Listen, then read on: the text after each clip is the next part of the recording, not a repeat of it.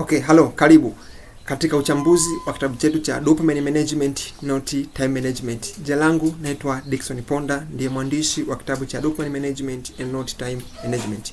Niko hapa kukuelezea kwa kina zaidi uweze kuelewa Dopamine Management ni kitabu cha namna ipi na kitaweza kukusaidia aje katika maisha yako. Lakini pia uweze kujua kwa nini kinaitwa Dopamine Management Not Time Management and not otherwise.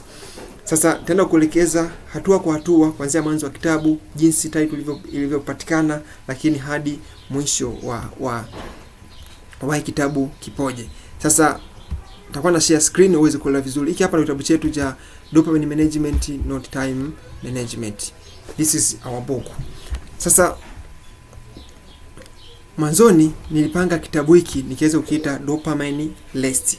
Lakini pia nikaona kwamba sometimes mtu ukimwambia kitu cha kufanya, usipomweka wazi makosa ambayo watu wengi wanafanya, inakuwa ni ngumu kumsaidia. Unaanza kumsaidia mtu, unahisi kama unamsaidia, kumbe unaendelea kumfanya aendelee kwa kwenye cycle ya procrastination. Sasa baada ya kusema kitu tu dopamine management au dopamine list, nikasema kwamba it should be dopamine management and not time management. Kwa sababu gani?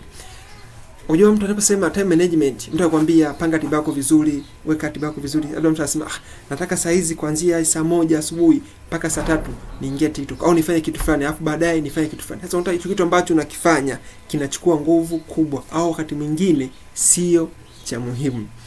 Unaweza kaja nielewa vizuri, lakini naamini kadri tunavyozidi kwenda mbele utaweza kunielewa vizuri kwamba hii dopamine ni kitu gani. Sasa kama nikwambia kwa mwanzo nilikuwa nimepanga kwamba dopamine list, lakini kaona sivyo. Sasa hapa nikwambie dopamine ni nini? What really meaning about dopamine? Tunasema hivi, mwili wa mwanadamu umeundwa na seli tofauti tofauti kuanzia miguuni all over the body, lakini pia katika mfumo wa fahamu kuna seli ambazo zinahusika katika kusafirisha taarifa. Sasa haimaanishi kwamba seli inatoka ni ndefu kwamba kutoka mguuni mpaka kichwani, no. Yaani zinakuwa ndogo ndogo, na kati ya seli moja na seli nyingine, hiyo seli katika mfumo wa fahamu tunaziita ni neuron. Kati ya seli moja na seli nyingine kuna kopo na gap. Hilo gap hii taarifa kutoka kwenye seli moja kwenda taarifa kwenda kwenye seli nyingine kuna kopo na kilomita neurotransmitters, chemicals pale. Sasa kwenye ubongo hizo neurotransmitter ndio zinaitwa dopamine. Lakini pia kwa namna nyingine tunasema dopamine is a neuromodulator, ndio ambayo ina moderate neuron chemicals zote ambazo zinapatikana katika mwili wako ukizingatia katika mfumo wa fahamu, in your nervous system. So dopamine is a neurotransmitter which is also associated with anticipation, motivation and desire. For anything that you have been desired for, it's just because of dopamine is just trying to anticipate, to motivate you to search for that things. That's what dopamine means. Sasa tunasema kwamba dopamine ni kemikali inayofanya kazi ya kusafirisha taarifa ndani ya ubongo wako, ambayo pia huhusanishwa na uchochezi wa jambo fulani.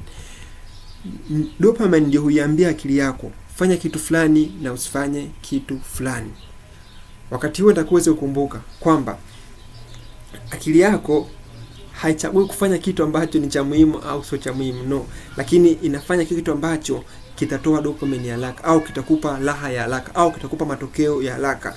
Akili yako ndio inaprefer hicho kitu. Ndio maana unaweza kuwa na malengo makubwa. Unajua kabisa nikifanya hii assignment nitafaulu, nikifanya hii hapa kazi nitafanya, lakini unakuta una spend much of time, unatumia muda wako mwingi kufanya kitu ambacho hakina msingi. So kwa sababu wewe ni mjinga, ni kwa sababu hujui tu kwamba ni kitu ambacho kinaenda ndani ya ubongo wako, hujui ni kwa namna ipi dopamine inafanya kazi ndani ya ubongo wako. Sasa labda unaelewa vizuri kwa namna nyingine dopamine, hata kama labda tuseme yani wewe sio mzoefu katika mambo ya sayansi ya ubongo, katika lugha nyepesi, lakini japo kwa sio rasmi, lugha nyepesi uweze kunielewa. Just imagine kwamba wewe tuchukulie katika kipimo kwamba ili uweze kufanya na tulia mfano ili kwamba uweze kuelewa, lakini sivyo ambavyo inavyoelezewa. Natolea mfano ili kwamba uweze kunielewa. Kwamba wewe katika kawaida yako ili uweze kufanya kazi, unataka kufanya kazi ukiwa na dopamine 200. Hizo ndo kawaida yako. Yaani kipimo chako cha dopamine tuseme ni 200 grams. Sasa unapofanya vitu ambavyo vinakupa dopamine haraka, vinafanya release of dopamine inakuwa katika peak, tuseme kama kunywa pombe, seksi, social media addiction. Hasa unapokuwa unakunywa pombe, unafanya kile kiwango cha dopamine kinapanda juu, inakuwa ni 200, inakuwa from 200 hadi 400. Sasa kipindi kingine, ule muda mwingine ambayo tuseme hujavuta bangi au sigara, dopamine inarudi kwenye 200, manake hautakuwa na nguvu za kufanya ile kazi, kwa sababu tayari ili uweze kuwa motivated mpaka stimulation iwe katika kiwango cha nini, cha 400. Kwa hiyo unakuta kwamba mtu anayevuta bangi au anakunywa sigara, anakunywa pombe, hawezi kufanya kitu fulani akiwa katika hali ya kawaida. Just imagine mtu ambaye mwanzoni alikuwa anaweza kufanya kazi, akapiga simu, akaenda kwenye kikao vizuri, lakini baada ya kuanza kunywa pombe inakuwa ni ngumu kuanza kufanya kazi katika ile level ya kawaida. Simply ni kwa sababu tunasema ile stimulation of motivation imekuwa deprived, yani haifanyi kazi vizuri kama awali. Wewe ambaye ulikuwa unaweza kufanya kazi dopamine katika 200 grams, lakini saa hizi huwezi mpaka upate kitu ambacho kinakustimulate. Sasa unapozidi kujistimulate more, kwa maana inafika muda fulani hivi, yani wewe mpaka stimulation yako, mpaka uweze kuwa stimulated, uwe motivated kufanya kazi, mpaka dopamine yako itafika 600. Hapo tunasema unakuwa addicted. Ndio maana miongoni mwa definition nzuri za addiction tunasema kwamba addiction is a narrowness of things that make you happy. Kwamba ulaibu ni kupungua kwa vitu ambavyo vinakupa furaha. Na unaweza kawa wewe pia ni shahidi. Kama yani mtu ambaye ni mlevi kabisa yule, unakuta kwamba hawezi kunywa soda, na kunywa soda haenjoy. Kwa sababu gani? Baada ya kuwa addicted, maana yake vitu ambavyo vinakupa furaha vinazidi kupungua. Na kuna jirani yetu hivi alikuwa anakuambia, yani mimi nile chakula bila kunywa pombe, yani kwamba anakuwa hawezi. Kwa sababu gani? Tayari ashapunguza vitu ambavyo vinampa furaha, simply kwa sababu hajaweza kumanage dopamine yake vizuri, hajui inafanya kazi vizuri. Sasa kama mtu akiwa kwenye addiction, hata ukimwambia panga muda wako vizuri, hataweza, yani hataweza kabisa, kwa sababu ni hajui, anaongozwa sana na emotion, hajui jinsi ya kuzimanage emotion zake. So even though the concept of management may be important, but we term it as a secondary. Yani ni kitu cha pili, lakini cha kwanza ni lazima kuongoza hisia zako na ambazo zina kudrive. Ndio maana kitabu kufani kinasema hivi, emotional intelligence is more important than intelligence quotient. Kama unaweza kuongoza hisia zako, unakuwa bora zaidi kuliko uwe na akili zako nzuri. No matter how smart you are, kama uweze kuongoza hisia zako, utaonekana tu mpumbavu, ndugu yangu. Sasa yote hayo utayapata kama unaweza kumanage dopamine yako vizuri, ambayo ndio msingi mkubwa wa hisia za wanadamu. Sasa tukaendelea mbele. Sasa licha kwamba nimezungumza yote, labda nikupe mfano ambao tunasema ni the rat who forgot to eat food. Panya aliyesahau kula chakula. Sasa ilikuwaje hadi panya akasahau chakula? Labda nikupe mfano how it happens, kwamba maabara huyo panya aliweka katika mazingira kwamba akawa, yani zile tunasema kuna dopamine receptors, vile vichocheo vya dopamine vikawa, yani dopamine receptor zikawa hazina uwezo wa kuitikia vichocheo. Yani kwamba hata ukifanya kitu fulani kizuri, lakini yule panya hawezi kufeel motivated, hawezi kujihisi vizuri, kwa sababu dopamine yake haifanyi kazi vizuri. Kwa ufupi tuseme yule panya alikuwa ameharibiwa mfumo wake wa dopamine. Sasa yule panya hata ukimwekea chakula karibu yake hawezi ukifuata, kwa sababu analaki ile desire ya kwenda kutafuta, analaki ile motivation ya kwenda kutafuta. Lakini kama utamwekea chakula mdomoni, anaweza kutafuna na akaweza kuishi vizuri. Sasa hapo unapakani mpaka anakufa. Sasa vivyo hivyo na wewe, kama umeshazoea yani kuingia TikTok kwa muda mrefu au social media, au unapenda kunywa pombe, au unafanya vitu ambavyo vinakupa furaha muda mfupi, unapenda ngono, ukishazoea hivyo vitu ambavyo vinakupa raha muda mfupi, au kula vyakula vyenye sukari nyingi, vile vitu vingine ambavyo havina motivation ya haraka, unasema nini, unavisahau.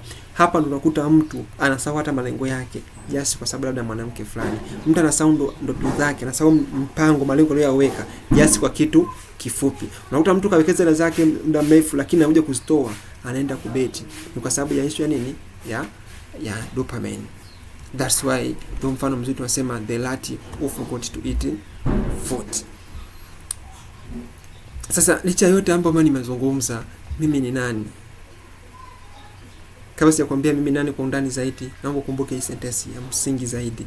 Tunasema kwamba dopamine haiongozi akili yako kufanya kile kitu ambacho ni cha muhimu, bali kile kitu kinachotoa matokeo ya haraka bila kujali kinajenga au kinakubomoa.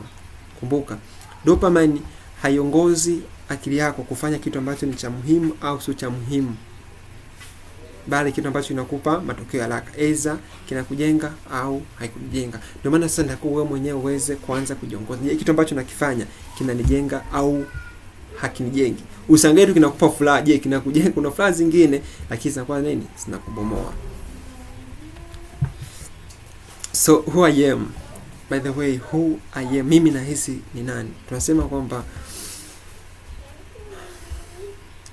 who I am, naamini kwamba utambulisho wa mtu yote inategemeana na anavyojiona, imani yake. As I believe I am a believer of human consciousness. Naamini sana katika consciousness kuliko hata ethics.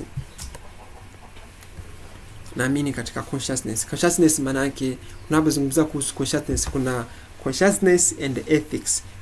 Ethics ni kutambua mema na mabaya.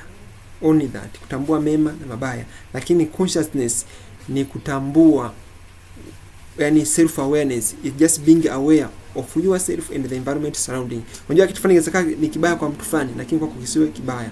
Kwa hiyo ni wewe uwezo wako kujitambua mwenyewe vizuri kwa undani. Hapo ndio tunasema ni hiyo ndo consciousness ambayo tunaizungumzia. So what is my mission that make me to write this book, also to record this video? So my personal mission statement that has not changed in years is to help people like you achieve their goals faster than they would never achieve in the absence of my help. So with no doubt, I'm sure this book will going to be more helpful to you. Thank you for being the party of my life and will be the party of my mission. So in our book of dopamine management and not time management. So before even going deeper, make sure you subscribe to this account. Also, you follow my account so that you won't miss another video like this that I'll be releasing. So the table of content, the book has 6 parts and 15 chapters. Introduction, which starts with why time management fail. And I put this introduction, and in the introduction of the book, I say that to some people, the issue of time management have been the bridge for them to have to lack self-trust. Kwamba unapanga ratiba yako vizuri, unashindwa kuifuata, maana yake lazima unaanza kupoteza nini? Ile kujiamini kwenyewe unaanza kupungua. Na kama huwezi kujiamini, maana yake hautafanya kitu chochote. Kwa sababu badala ya kuangalia issue ya time management, ndio uweze kufocus, uwe na focus vizuri katika mambo yote ambayo unaifanya. Section ya kwanza ni the dose effect, ambapo tunaangalia vitu vinne. Kuna dopamine, oxytocin, serotonin and endorphin. Hizi ni hormones zote ambazo tunasema ni chemicals within the body. Hizi ndio ambazo zinaongoza hisia zako, muunganiko wako mtu mmoja na mtu mwingine. Na hapa tunataka kujifunza sana katika issue ya addiction. Unajua watu wengi, in fact ni kweli, wanaamini kwamba addiction inategemea na mazingira ambayo unaishi. Kama unaishi mazingira yanayokunywa pombe, basi kuna uwezekano ukanywa pombe. Naweza kusema yani ni ukweli kwa kiwango kidogo sana. Kinachofanya mpaka mtu anaingia kwenye addiction tunasema ni lack of connection, yani kutokuwa na muunganiko. Kumbuka, mwanadamu ameumbwa kuwa na muunganiko na watu wengine au na vitu vingine. The human being is naturally have to be connected with chemical, people or any kind of behavior. Sasa kama you are not connected with something, you are not connected with a meaningful purpose, lazima tu bongo wako utakushawishi uende kufanya kitu kingine. So hapa nimeelezea kwa kina kuhusu hizo hormones za oxytocin, serotonin, endorphin, na kwaje mpaka mtu anaingia kwenye addiction anapokosa ule muunganiko. Section 2, the new science of drive. The dopamine era, katika nyakati za dopamine ambazo nyakati ambazo kuna kelele nyingi, nyakati ambazo kuna vitu vingi ambavyo vinakupa raha za haraka. Lazima kwamba ni nyakati za anasa. Ndio nimeelezea sana katika kipindi chenye cha anasa. The desire, drive and the brain Section 3, the psychology of drive transformation. The psychology of drive transformation, jinsi ya kuhamisha hamasa zako. Na hapa ndo nimezungumzia point yetu ya msingi ambayo tunasema from sexual desire to the success desire. Sasa what happens and how can you transform sexual desire into desire for success? Tunasema kwamba yani kitu ambacho kinamfanya mtu anafanya kitu fulani na afanye kitu fulani, just ni sababu.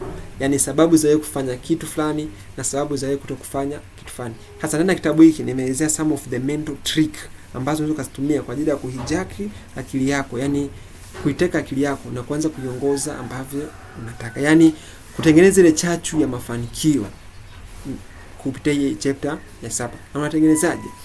Kuna kitu tunakiita loft question. Kuna baadhi ya maswali ambayo unakuwa unajiuliza ili kwamba kuongeza chachu ile ya kutafuta mafanikio. Sasa kupitia hii chapter 7 tunaweza kupata mbinu za biti za kuchange ile hamu ya kutafuta ngono, ule ujanja wako ambao unautumia kutafuta ngono, zile nguvu, muda ambao unautumia kutafuta ngono, kwanza utafanya nini? Kwanza kutafuta mafanikio. This is what all about the book in this chapter.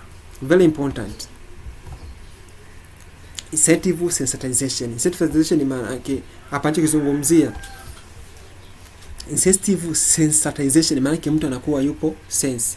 Ndo pale pale mtu kuzungumzia kwamba addiction is the narrowness of things that make you happy.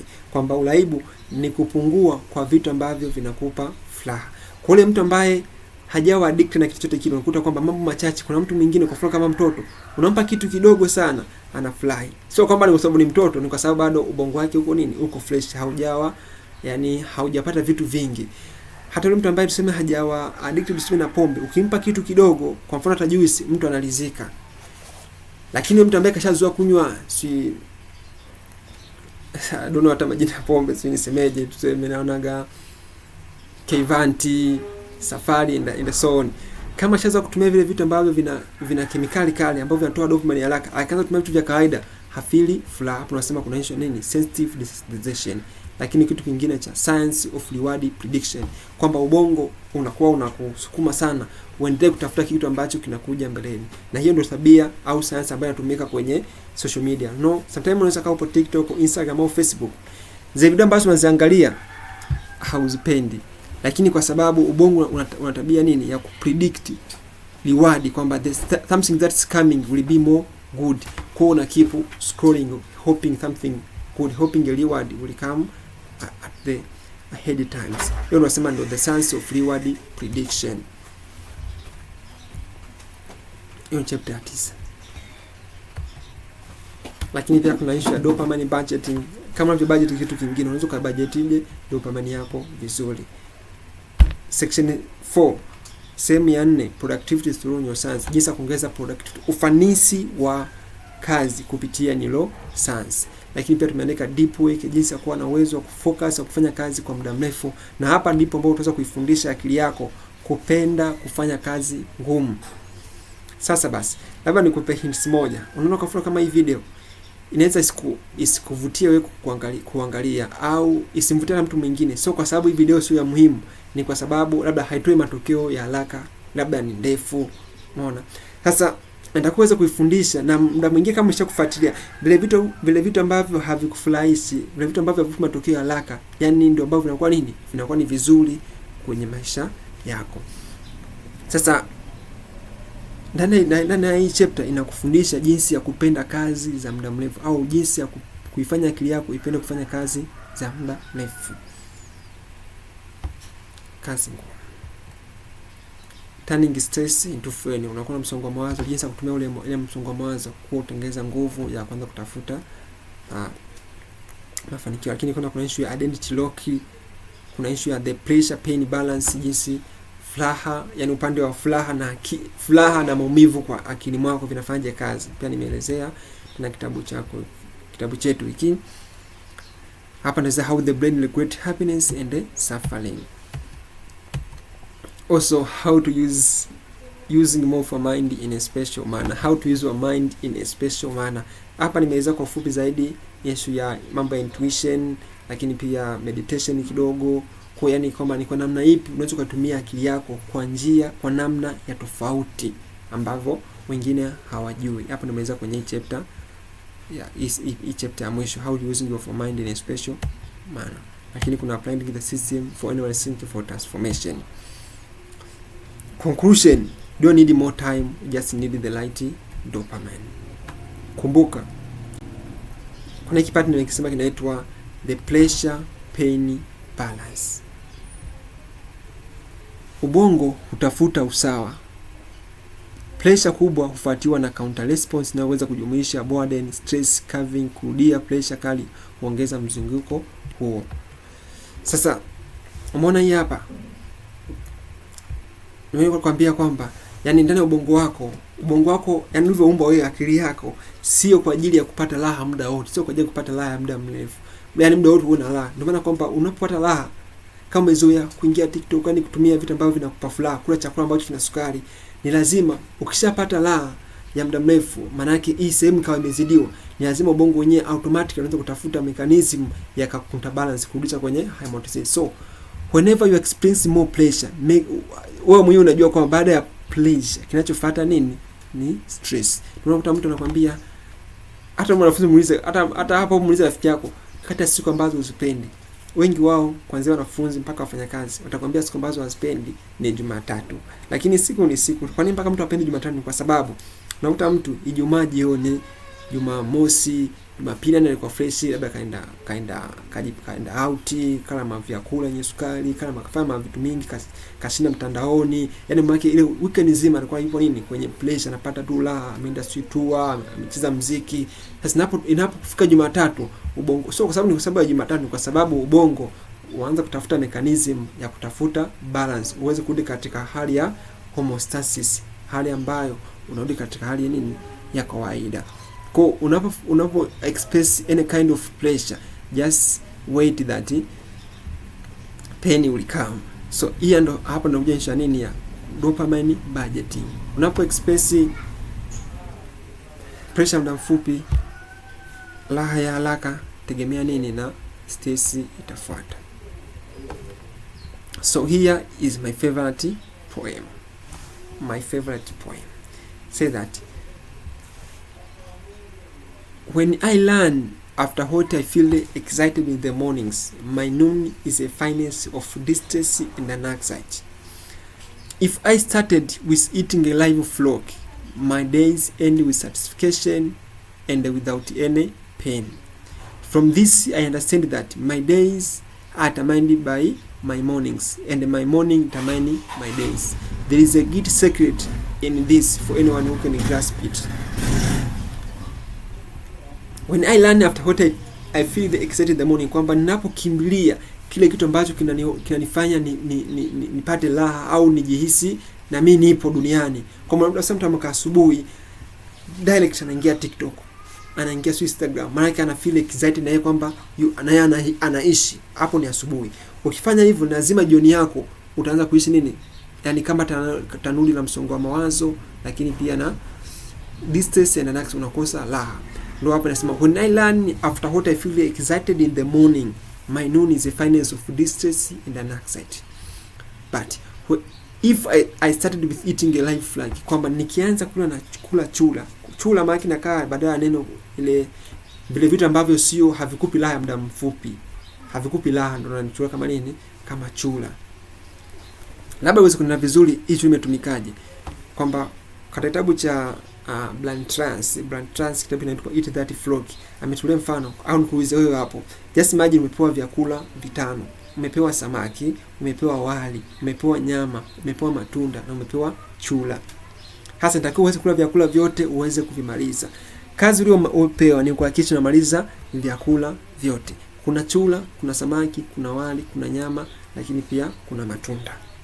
Wewe utaanza kula kitu gani? Kitu gani ambacho unahisi utaanza kula kati ya hivyo vitu vyote? Sasa wengi wao watakimbilia kuanza kula nyama au matunda.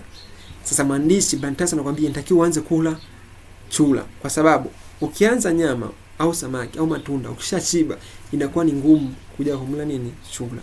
Lakini ukianza kumla chula ukamaliza, basi vile vingine kuvinakuwa ni rahisi. Ndio hapa nakwambia, if I started with eating a live frog, pale nitakapoanza kula chura, siku yangu itaisha nini? Nikiridhika bila maumivu yote. Kwa hapa nakwambia, unapoanza siku yako hakikisha unaanza kufanya kazi ambazo ni ngumu, lakini pia zinakupa matokeo mazuri. Labda unaweza kujiuliza, kati ya kusoma na kuingia TikTok, kipi ambacho ni rahisi kwako? Actually ni kuingia TikTok. Kwa sasa baada hapo sikibule kwanza TikTok, anza kwanza kusoma, kwa sababu ukianza kusoma hata kama umechoka, kuingia TikTok inakuwa nini? Ni rahisi. Lakini ukianza TikTok kuja kusoma inakuwa ni ngumu zaidi. So here you are supposed to start with eating a live frog. From this I understand that my days are determined by my mornings. Kwa baada hapa nimekuja kuamini kwamba siku zangu zinategemeana na asubuhi zangu. Na asubuhi yangu ndio ina determine day. Katika yote haya kuna siri, kwa hiyo mtu ambaye ataweza kuelewa.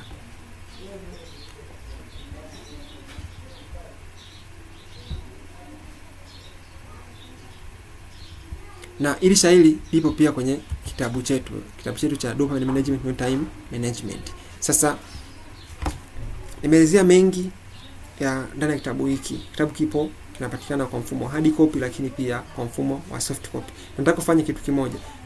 Weka komenti yako, ni kitu gani ambacho umejifunza ndani ya kitabu hiki, lakini pia una swali gani kuhusu dopamine, nami nitaweza kujibu ili uweze kujifunza kwa undani zaidi.